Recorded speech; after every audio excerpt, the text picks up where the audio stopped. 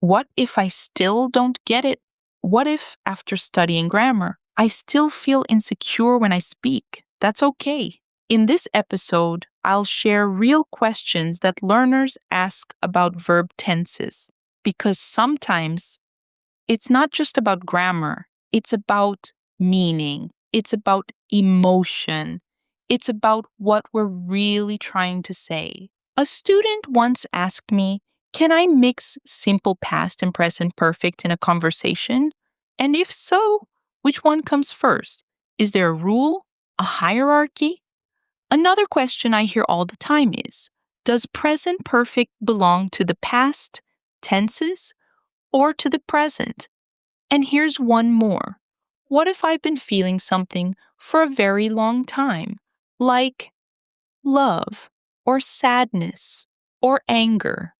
What tense should I use? Let's walk through these questions together.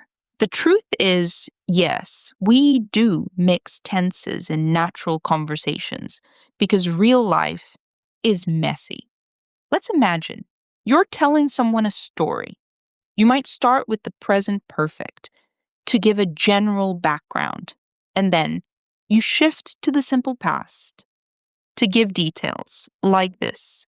I've lived in New York for 6 years, but I moved here in 2018. See? Same conversation. 2 different tenses, 2 different purposes. It's not about which tense is better. It's about what you want to express. Present perfect is about connection with now. It carries emotion. It says, this experience is still part of me. It hasn't ended. It still matters. Simple past is about closure. It's factual. It's a finished story. So ask yourself, do I feel this as something that continues? Or do I feel this as something that's done? Great question. Verbs like love, hate, believe are called stative verbs. They describe states, not actions. So we usually don't use them in the present perfect continuous. Instead, we say, I've loved this song for years, not I've been loving this song.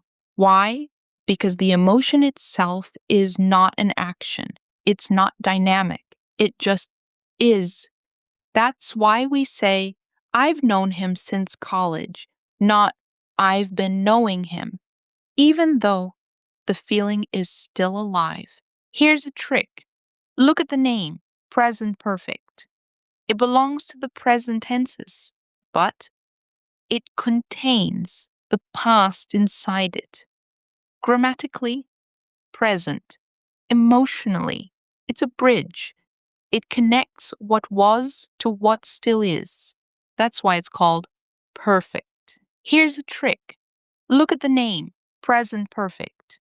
It belongs to the present tenses, but it contains the past inside it. Grammatically, present. Emotionally, it's a bridge. It connects what was to what still is. That's why it's called perfect. Grammar is not just about structure, it's about how you feel time.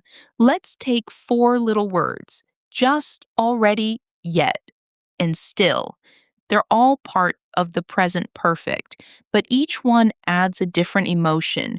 Just means it happened a moment ago. It's fresh, it's still vibrating, like I've just arrived, I'm still catching my breath, or she's just told me, I'm still processing it, already means it happened before you expected.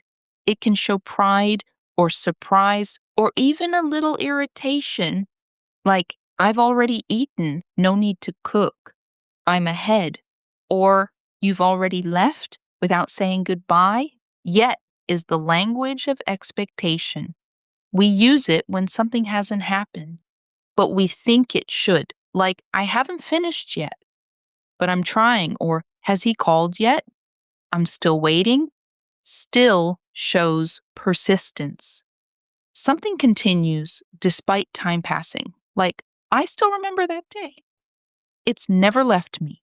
or he's still not ready is seriously so small. But these words change the energy of the sentence. They turn grammar into feeling. That's how we go beyond fluency. What's the difference between how long and when? They both talk about time, but they ask completely different questions. Let's begin with when. When is about a point, a moment, a specific date or event in the past, like when did you arrive? Give me a date, a fact. This question usually asks for simple past because the action is finished. Now listen to how long. How long is about duration. It's about the experience from the past and sometimes still going. Like, how long have you lived here? I'm asking about your connection to this place over time. We use the present perfect because the timeline is open. But not only that, how long is not just about the past. It includes the present, and it sometimes suggests the future. Listen, how long have you been studying English? Maybe you still are. Maybe you'll continue. That's the emotion behind it. The feeling of continuity, of something that matters to your story. Let's compare. When did you move here? I want the moment.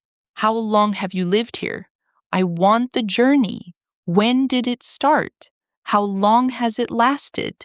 It's how you relate to time, to people, to memories. That's the power of English. It lets you shape time with your voice.